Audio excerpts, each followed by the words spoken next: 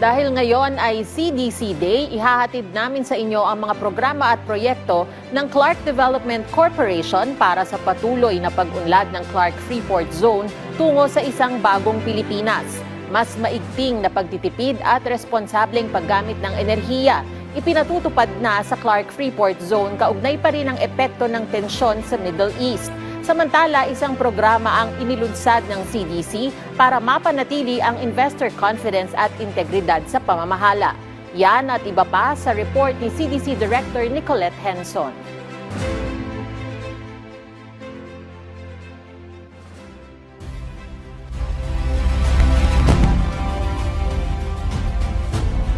Sa gitna ng pandaigdigang hamon sa supply ng enerhiya, nanawagan si CDC President at CEO Attorney Agnes V.S.T. de Vanadera ng mas maigting na pagtitipid at responsableng paggamit ng gasolina sa loob ng Clark Freeport Zone.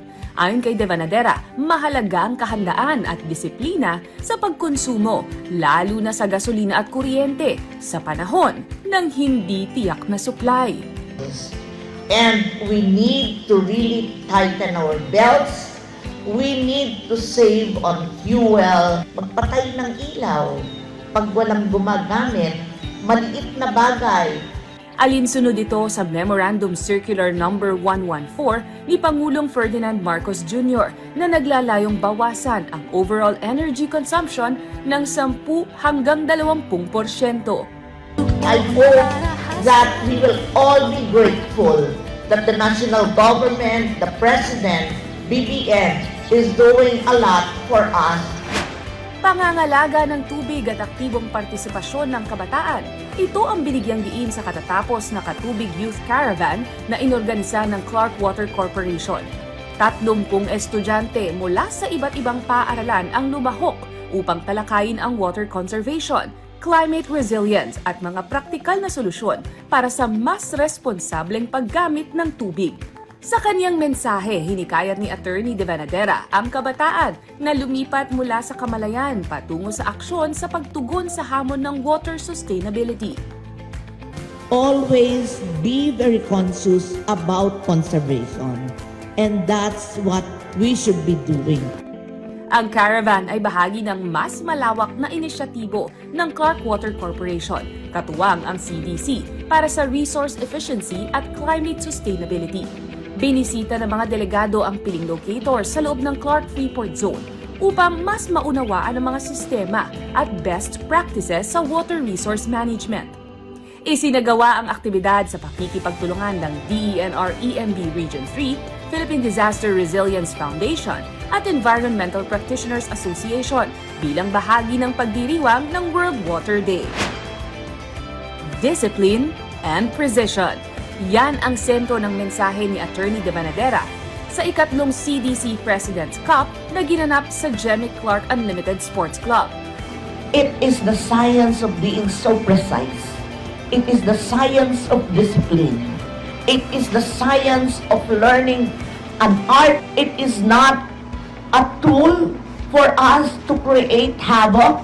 It is not a tool for us to be disturbed. It is not a tool for us to promote war.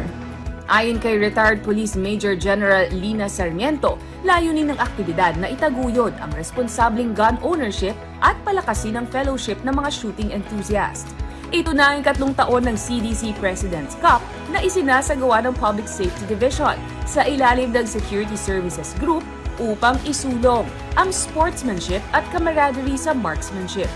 Ang Shoot Fest ay isang Level 2 match na kinikilala ng Philippine Shooters and Match Officers Confederation na may 9 na stages at kabuuang 166 rounds ng bala.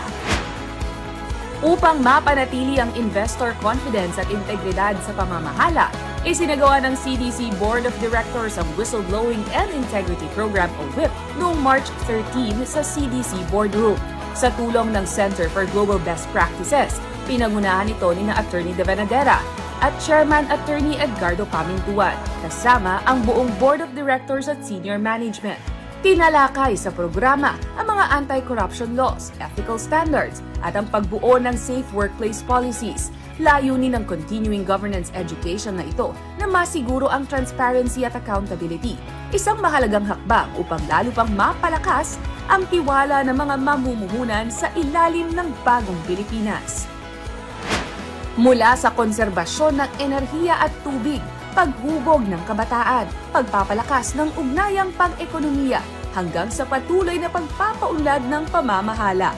Ipinapakita ng Clark Development Corporation ang serbisyong may disiplina, integridad at malasakit para sa bagong Pilipinas. Ito po si Attorney Nicolette Henson para sa CDC sa Bagong Pilipinas Ngayon.